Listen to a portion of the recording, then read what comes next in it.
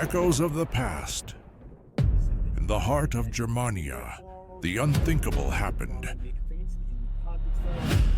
This was the day Rome bled. The day empires learned they could fall.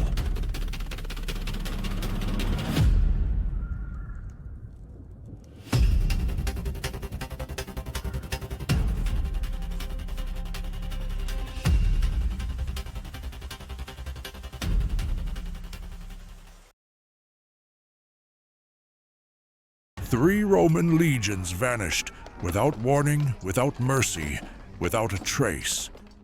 In the endless forests of Germania, the empire's proudest soldiers were cut down, their bodies left to rot in the mud, their golden eagles torn from their grasp. 4 days of rain, ambush, and betrayal turned the might of Rome into a nightmare of screams and shattered steel. By the time silence returned, 20,000 Romans were gone. When word reached Rome, Augustus himself was struck with horror. The man who had forged an empire stretching from Spain to Syria, who had ended a century of civil war, now tore his robes in despair. And then came the cry that echoed through history: Quintilii Vare, legiones rede. Varus, give me back my legions. But this was not merely a battle lost. It was a wound carved into the heart of Rome, one that would never truly heal. How could the world's most disciplined war machine collapse in the span of 4 days? How could a governor trusted by the emperor himself march straight into annihilation? The truth lies in the story of 2 men. Varus, an ambitious Roman who believed law and order could tame even the wildest lands, and Arminius, a Germanic prince who wore Roman armor, spoke Latin like a citizen, and yet harbored a secret that would change history. Their paths, once bound together, would meet in betrayal, and in the swamps and forests of Teutoburg, the destiny of an empire was rewritten. If you had stood in Varus's place, trusting an ally who concealed treachery, would you have seen the trap or walked into it as he did? Publius Quinctilius Varus was not born into greatness. His family name carried weight, but his father's fall from grace during Rome's brutal civil wars left young Varus with little more than a tarnished legacy. Yet, in an empire where fortune could rise and fall with the flick of a sword, Varus found a way upward.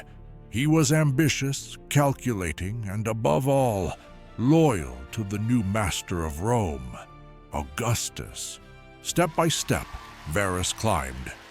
First as quaestor, then as legate under Marcus Agrippa. He learned not only the mechanics of power, but also the subtle art of survival within Augustus's tightly woven political order. In 13 BCE, his marriage to Vipsania, daughter of Agrippa, bound him directly to the imperial family.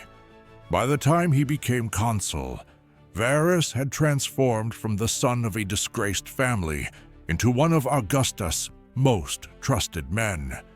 To the emperor, he was the very image of a Roman statesman, dutiful, disciplined, and willing to impose Rome's will wherever required.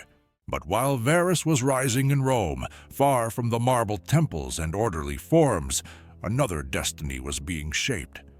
In the forests of Germania, a boy was born to a Cherusci chieftain, his name Arminius.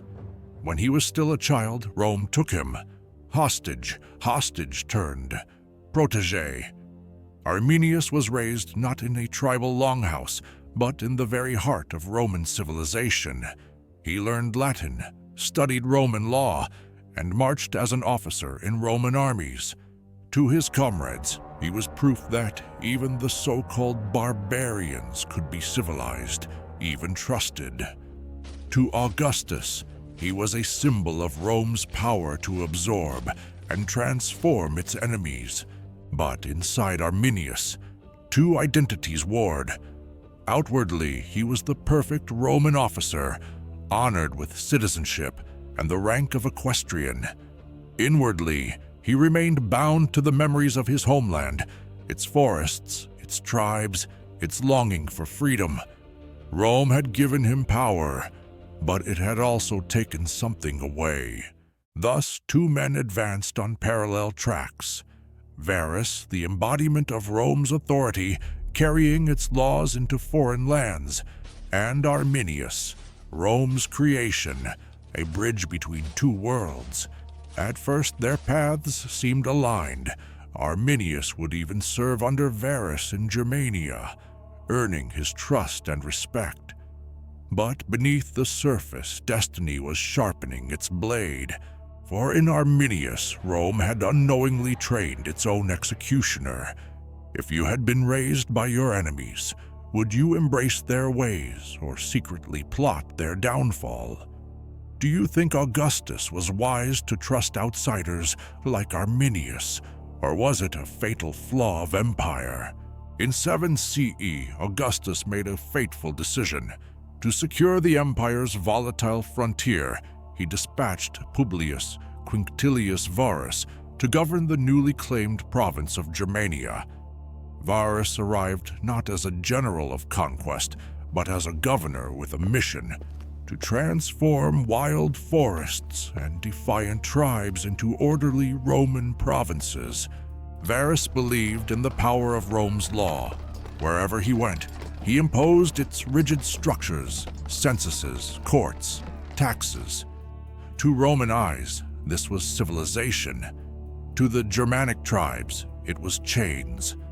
The legions at his command enforced compliance, but every coin collected, every judgment passed by Roman law, deepened resentment. Germania was not Gaul. Its tribes were fiercely independent, and unity among them had only ever been forged against an external threat. Now, Roman arrogance gave them that threat. Among Varus's closest advisors was Arminius. To all appearances, he was Rome's most loyal ally in Germania. He had served as an officer in the Roman auxiliary forces, commanded men with discipline, and spoke Latin like a native. Varus trusted him deeply, perhaps too deeply. To the governor, Arminius represented the very success of Rome's mission, proof that barbarians could be tamed, assimilated, and transformed into Romans. But Arminius carried a secret. Beneath his Roman armor beat the heart of a Cherusci warrior, bound not by loyalty to Augustus, but by loyalty to his homeland. Using his position of trust, Arminius began to weave a web of conspiracy. He traveled from tribe to tribe, whispering promises of freedom, igniting the anger that Roman taxes and Roman law had stoked. Slowly, he forged unity among the Cherusci, Bructeri, Marsi, and others. Tribes that had never marched together now prepared to strike as one. There was one man who saw through the facade, Segestes, a rival chieftain and bitter enemy of Arminius. He warned Varus repeatedly, "Do not trust him. Arminius is planning betrayal." But Varus, shaped by years of Roman order, could not imagine that deception on such a scale was possible. He dismissed Segestes' warnings as tribal jealousy, preferring to believe in the polished loyalty of his Roman-trained protege. Meanwhile, Arminius set his trap. Reports of rebellion in the north were deliberately exaggerated. Tribal unrest, he claimed, threatened the province. He urged Varus to march his 3 legions into the interior to crush it. For Varus, this was an opportunity, a chance to impose order, to demonstrate Rome's strength, to further cement Augustus's trust. Confident, he ignored Segestes' final pleas, and so, in the autumn of 9 CE, Varus led 3 legions, 17, 18, and 19, along with thousands of auxiliaries and camp followers, deep into the thick forests of Germania. The path was narrow, the terrain treacherous, and the weather turned against them. Heavy rains transformed roads into swamps. Wagons sank, supplies lagged, discipline frayed. All the while Arminius rode at their side, offering guidance, promising safe passage. The stage was set. What Varus did not realize was that with each mile he marched, he was no longer advancing into rebellion. He was marching straight into an ambush. If you had been in Varus's position, would you have trusted the Roman-trained Arminius, or listened to the warnings of Segestes,